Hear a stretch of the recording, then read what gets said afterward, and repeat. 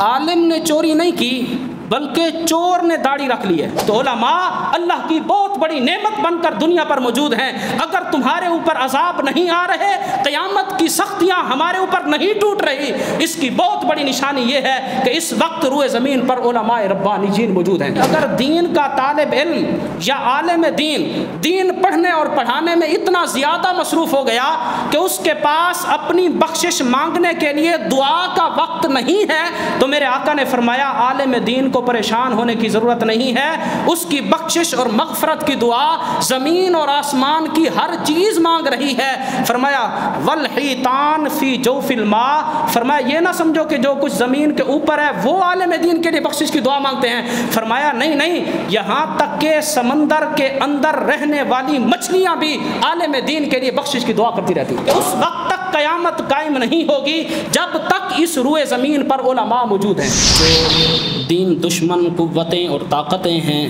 انہوں نے ذرائع ابلاغ جتنے بھی ہیں ہر مقام پر اپنے کارندے ایسے بٹھا رکھے ہیں جو علماء کے خلاف صبح شام کام کر رہے ہیں۔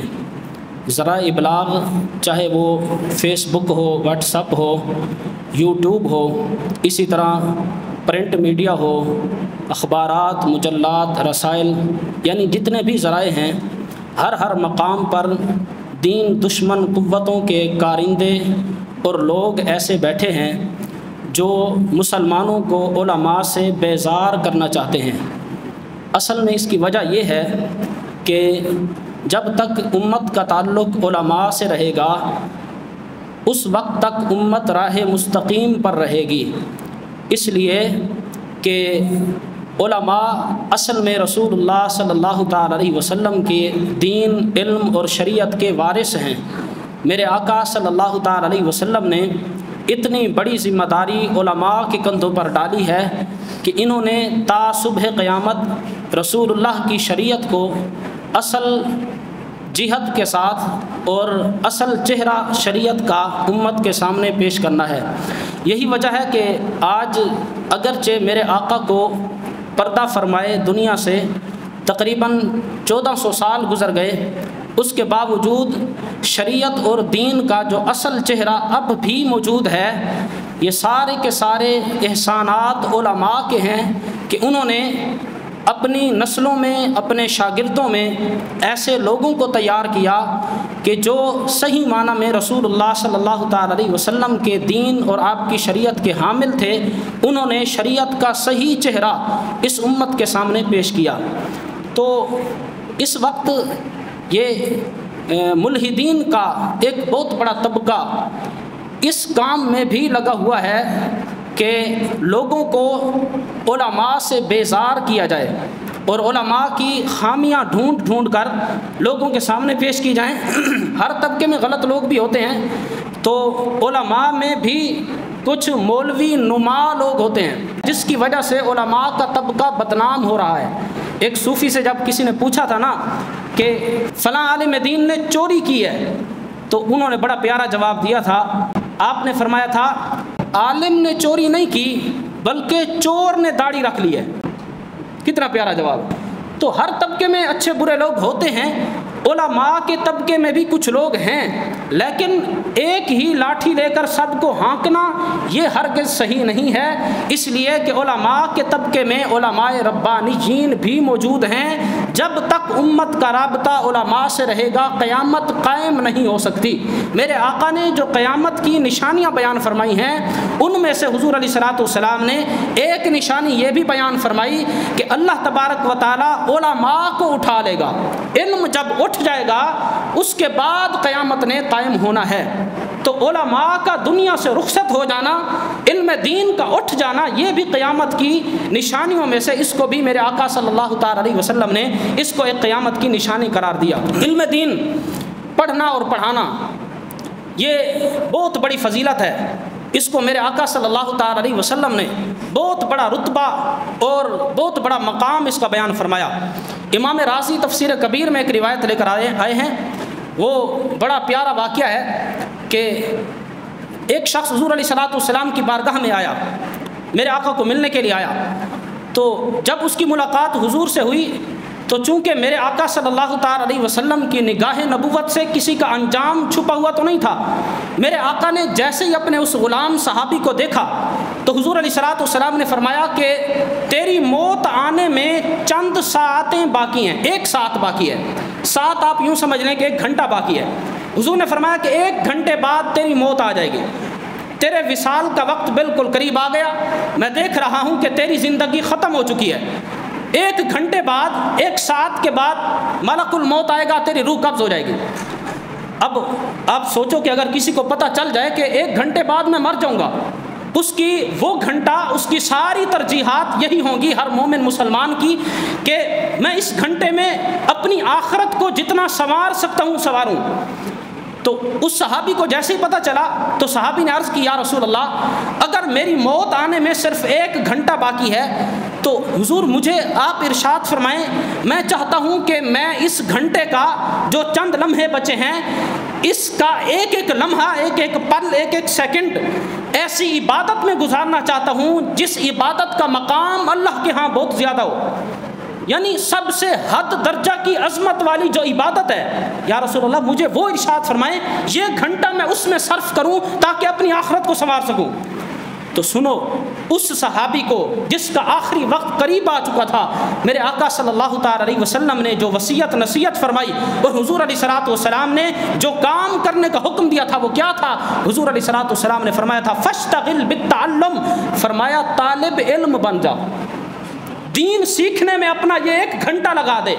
فرمایا دین سیکھنا اللہ کے ہاں اتنا بلند مقام ہے کہ اگر تو یہ 1 گھنٹہ، 1 ساعت جو موت آنے میں تیرا صرف 1 گھنٹہ باقی بچ گیا ہے، طالب علم بن کر گزار دے گا تو اللہ کے ہاں تو اس 1 گھنٹے میں تو بہت زیادہ نیکیاں کما لے گا، تیرا اس گھنٹے کا کوئی 1 لمحہ بھی ضائع نہیں ہوگا۔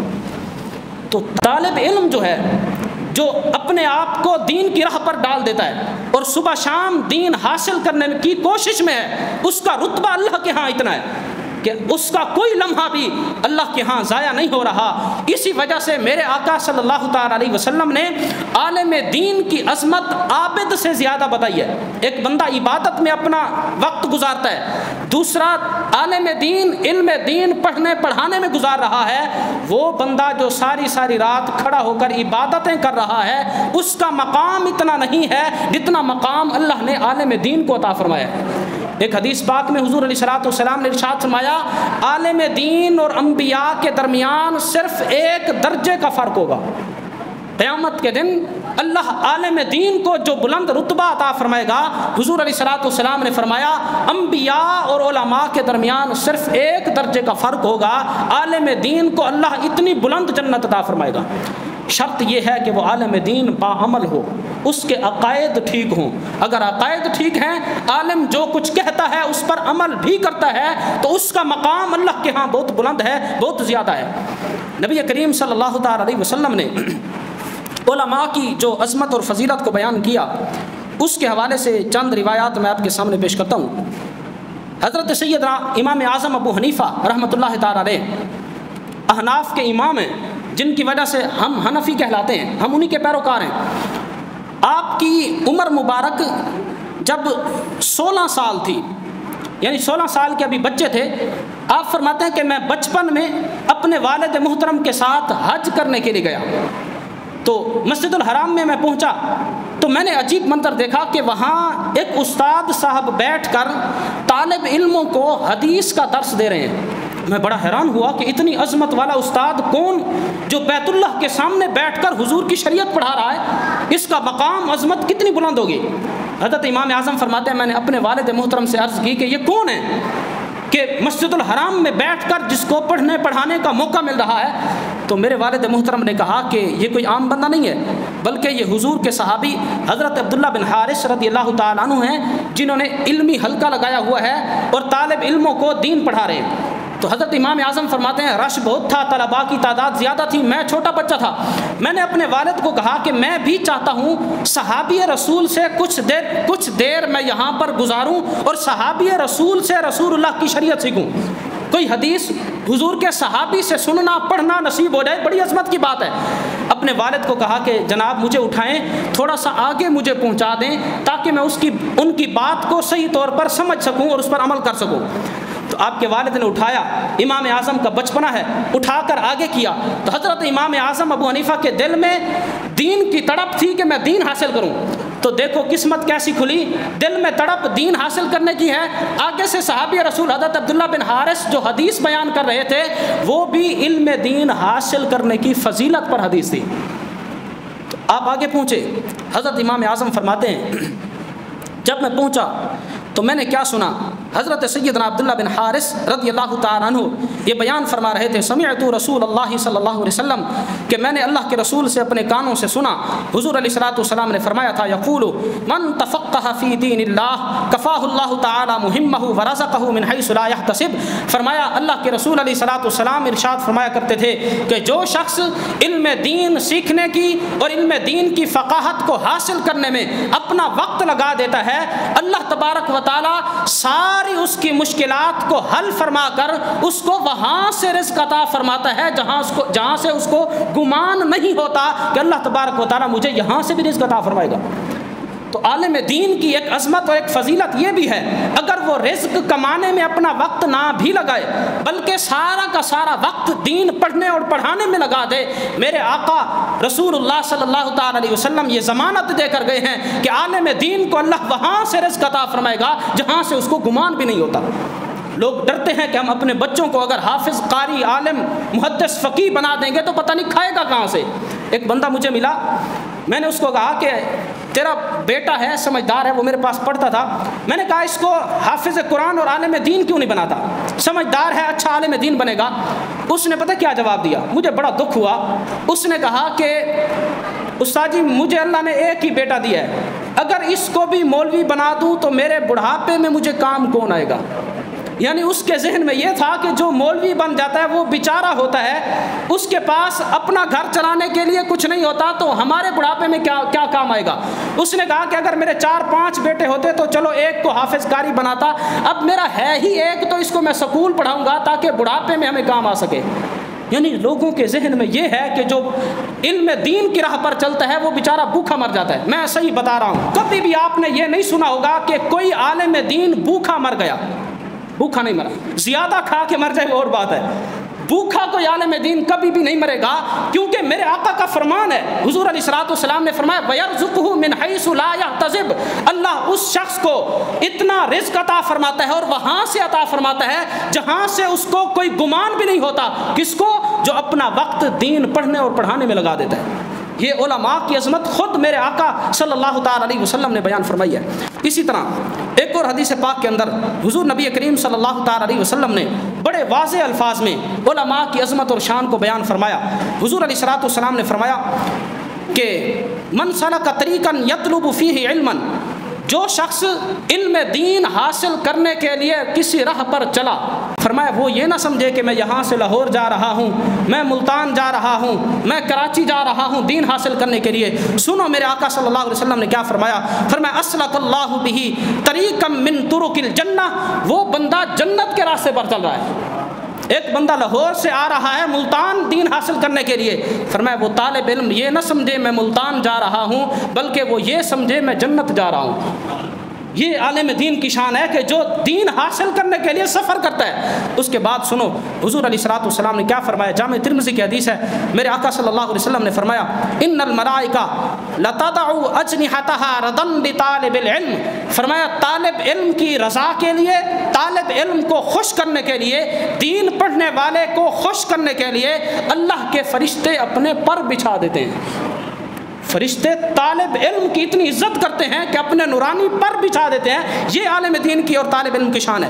اس کے بعد حضور علیہ الصلوۃ والسلام نے پھر فرمایا وَإِنَّ الْعَالِمَ يَسْتَغْفِرُ لَهُ مَنْ فِي السَّمَاوَاتِ وَمَنْ فِي الْأَرْضِ وَالْحِيطَانِ فِي جَوْفِ الْمَاءِ، فرمایا کہ عالم دین کے لیے جو کچھ آسمانوں میں ہے، جو کچھ زمینوں میں ہے، ہر چیز عالم دین کے لیے استغفار کرتی ہے، بخشش کی دعا کرتی رہتی ہے۔ یعنی اگر دین کا طالب علم یا عالم دین پڑھنے اور پڑھانے میں اتنا زیادہ مصروف ہو گیا کہ اس کے پاس اپنی بخشش مانگنے کے لیے دعا کا وقت نہیں ہے، تو میرے آقا نے فرمایا عالم دین کو پریشان ہونے کی ضرورت نہیں ہے، اس کی بخشش اور مغفرت کی دعا زمین اور آسمان کی ہر چیز مانگ رہی ہے۔ فرمایا والحیتان فی جوف الماء، فرمایا یہ نہ سمجھو کہ جو کچھ زمین کے اوپر ہے وہ عالم دین کے لیے بخشش کی دعا مانگتے ہیں، فرمایا نہیں، یہاں تک کہ سمندر کے اندر رہنے والی مچھلیاں بھی عالم دین کے لیے بخشش کی دعا کرتی رہتی ہیں۔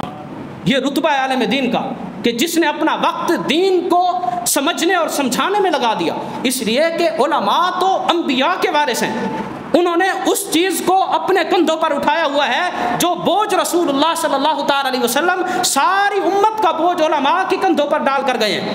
اسی وجہ سے میرے آقا صلی اللہ تعالی علیہ وسلم نے ارشاد فرمایا تھا کہ جب عالم پھسل جائے اس وقت ساری امت پھسل جائے گی۔ فرمایا اگر علماء اپنے آپ کو غلط راہ پر ڈال دیں گے تو رسول اللہ صلی اللہ علیہ وسلم نے فرمایا یہ نہ سمجھنا کہ صرف علماء غلط راستے پر چل پڑے ہیں، سمجھ لینا میری ساری امت غلط راستے پر چل پڑی ہے۔ تو عالم دین کی عظمت بھی ہے، لیکن عالم دین کو احتیاط کی بھی از حد ضرورت ہے۔ اسی طرح ایک اور حدیث سنیں، بڑی پیاری حدیث ہے، جب میں نے رات اس کو پڑھا تو میں تو بڑا خوش ہوا یہ حدیث پاک پڑھ کر۔ سنیں حضرت سیدنا زید بن ثابت رضی اللہ تعالیٰ عنہ میرے آقا کے صحابی ہیں، بڑے جلیل القدر صحابی ہیں۔ اب جو ہمارے پاس قرآن کریم ایک جلد کے اندر موجود ہے، اس قرآن کو جمع کرنے میں جن صحابہ کرام کو حضرت صدیق اکبر اور عمر بن خطاب نے ترتیب دیا تھا اور صحابہ کی کمیٹی بنائی تھی، اس کمیٹی کے چیئرمین حضرت زید بن ثابت رضی اللہ تعالیٰ عنہ تھے۔ اتنے بڑے علم کے حامل صحابی، اتنے بڑے قد کے آدمی۔ میرے آقا نے فرمایا تھا کہ میری امت میں علم میراث کا سب سے بڑا عالم زید بن ثابت رضی اللہ تعالیٰ عنہ۔ یہ حضرت زید بن ثابت، سنیں ایک مرتبہ حضرت زید بن ثابت رضی اللہ تعالیٰ عنہ اور حضرت عبداللہ بن عباس، حضرت عبداللہ بن عباس بھی کوئی چھوٹی ہستی نہیں ہے، حضور کے چچا کے بیٹے ہیں، میرے آقا کی اہل بیت میں سے ہیں، حضور کی دعائیں ہیں۔ میرے آقا نے فرمایا اللہم علمہ الکتاب، یا اللہ میرے اس غلام کو عبداللہ بن عباس کو قرآن کا سب سے بڑا مفسر بنا۔ ان کی بھی بڑی عظمت ہے، دونوں صحابہ کی بڑی عظمت ہے۔ ایک جنازے میں دونوں جمع ہوئے، حضرت زید بن ثابت بھی، حضرت عبداللہ بن عباس بھی۔ اچھا، حضرت زید بن ثابت نے جنازہ پڑھانا تھا، جنازہ آپ نے پڑھا دیا، پھر آپ کو روانہ کرنے کے لیے آپ کے خچر کو لایا گیا۔ اس زمانے میں سب سے بڑی جو سواری ہوتی تھی یا گھوڑا ہوتا تھا یا خچر ہوتا تھا، آپ کا خچر لایا گیا کہ آپ سوار ہو کر تشریف لے جائیں گے۔ حضرت زید بن ثابت رضی اللہ تعالیٰ عنہ کے قریب جب خچر ہوا تو حضرت عبداللہ بن عباس نے اس خچر، اس گھوڑے کی رکاب کو پکڑ لیا۔ رکاب اس کو کہا جاتا ہے جس کے اندر پاؤں رکھ کر سوار گھوڑے کے اوپر بیٹھتا ہے، آپ نے اس کو پکڑ لیا۔ تو حضرت سیدنا زید بن ثابت بڑے پریشان ہوئے کہ عبداللہ بن عباس حضور کے اہل بیت میں سے اور میری خدمت کر رہے ہیں۔ آپ نے بڑی شرمندگی سے کہا کہ خلی یا ابن عم رسول اللہ صلی اللہ علیہ وسلم، اے اللہ کے رسول کے چچا کے بیٹے مہربانی کرو میرا راستہ چھوڑ دو، میں خود سوار ہو جاؤں گا، مجھے اس معاملے میں پریشان نہ کرو۔ تو سنو حضرت عبداللہ بن عباس نے اس دن کیا ارشاد فرمایا تھا کہ میں جو آپ کی خدمت کر رہا ہوں، آپ کی سواریوں کی لگامیں پکڑ رہا ہوں، آپ کی ڈرائیونگ سیٹ پر بیٹھ رہا ہوں۔ اس وقت ڈرائیونگ سیٹ یہی تھی نا کہ جو سواری کی لگام پکڑ لیتا تھا وہ اس کا ڈرائیور ہوتا تھا۔ تو حضرت عبداللہ بن عباس جیسی شخصیت، حضرت زید بن حارث، حضرت زید بن ثابت رضی اللہ تعالیٰ عنہ کی خدمت کے لیے جب آگے بڑھے تو اس وقت حضرت سیدنا جب زید بن ثابت نے کہا کہ ایسا نہ کرو تو حضرت عبداللہ بن عباس نے فرمایا ہاکذا امرنا ان نفعل بالعلماء والکبراء، آپ نے فرمایا کہ مہربانی کرو مجھے یہ خدمت کرنے دو، اللہ کے رسول صلی اللہ تعالیٰ علیہ وسلم نے ہمیں اسی طرح حکم دیا تھا کہ ہم علماء کی اسی طرح عزت کریں۔ لوگوں کے سامنے میں آپ کی خدمت کر کے بتاؤں گا کہ اللہ نے علماء کو کتنا بڑا رتبہ عطا فرمایا ہے کہ عبداللہ بن عباس جیسا شخص حضرت زید بن ثابت رضی اللہ تعالیٰ عنہ کو گھوڑے پر سوار کرنے میں ان کی خدمت کر رہا ہے۔ اچھا، آگے سے بھی حضرت زید بن ثابت تھے، کوئی چھوٹا بندہ تو نہیں تھا۔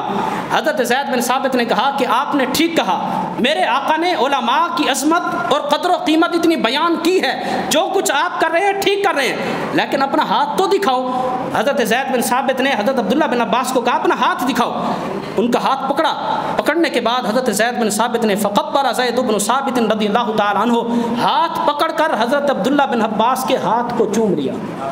سارے مجمع کے سامنے ہزاروں کی تعداد میں لوگ ہیں، دیکھ رہے ہیں کہ عالم دین کی عظمت اور عزت کو کیسے بلند کر رہا ہے۔ ایک عالم اس کو سوار کرنے میں اس کی رکاب کو پکڑ رہا ہے، جہاں قدم رکھا جاتا ہے پاؤں رکھا جاتا ہے، دوسرا عالم دین اس کے ہاتھ کو پکڑ کر چوم رہا ہے۔ حضرت زید بن ثابت نے جب یہ کام کیا، حضرت عبداللہ بن عباس نے کہا جناب آپ یہ کیا کر رہے ہیں؟ تو سنو حضرت زید بن ثابت کا جواب بھی بڑا عظیم تھا۔ انہوں نے کہا کہ جو کچھ آپ نے کیا اللہ کے رسول نے علماء کی عزت قدر کرنا اسی طرح سکھایا ہے، میں مانتا ہوں، لیکن ہاکذا امرنا ان نفعل باہل بیت نبینا صلی اللہ تعالی علیہ وسلم، فرمایا جو کچھ میں نے کیا ہے یعنی آپ کے ہاتھ کو چوما ہے، میرے آقا نے ہمیں یہ بھی تعلیم دی تھی کہ میرے اہل بیت اس قابل ہے کہ ان کے ہاتھوں اور قدموں کو چوما جائے۔ فرمایا اہل بیت کی عظمت ہے، تو دیکھو صحابہ کرام علماء کی اہل بیت کی عزت اور عظمت عوام الناس کے سامنے اس قدر بیان کیا کرتے تھے تاکہ لوگوں کو پتہ چل جائے کہ علماء انبیاء کے وارث ہیں، علماء کا جو رتبہ ہے وہ اس قابل ہیں کہ ان کو یہ تھوڑی سی مشقت بھی پیش نہ آئے کہ وہ سواری کے اوپر سوار ہوتے وقت جب اپنا قدم رکاب کے اندر ڈال رہے ہوں تو رکاب پکڑنے کی ضرورت نہ ہو، بلکہ ایک عالم دین کے قدم کی رکاب پکڑنے والا بھی عبداللہ بن عباس رضی اللہ تعالیٰ عنہ ہو۔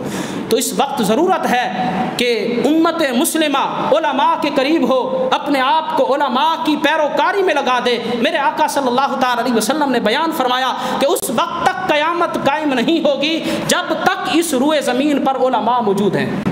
حضور علیہ الصلوۃ والسلام نے فرمایا قیامت قائم کب ہوگی؟ بقبض العلماء، جب اللہ علماء کی روحوں کو قبض کر لے گا، روئے زمین سے جب علم اٹھ جائے گا، علماء اٹھ جائیں گے، اللہ تبارک و تعالیٰ پھر روئے زمین پر قیامت کو قائم کرے گا۔ تو علماء اللہ کی بہت بڑی نعمت بن کر دنیا پر موجود ہیں۔ اگر تمہارے اوپر عذاب نہیں آ رہے، قیامت کی سختیاں ہمارے اوپر نہیں ٹوٹ رہی، اس کی بہت بڑی نشانی یہ ہے کہ اس وقت روئے زمین پر علماء ربانیین موجود ہیں۔ ہمیں چاہیے کہ اپنے آپ کو علماء کے قریب کریں۔ اللہ تبارک و تعالی ہمیں عمل کی توفیق عطا فرمائے۔ وما علینا الا البلاغ المبین۔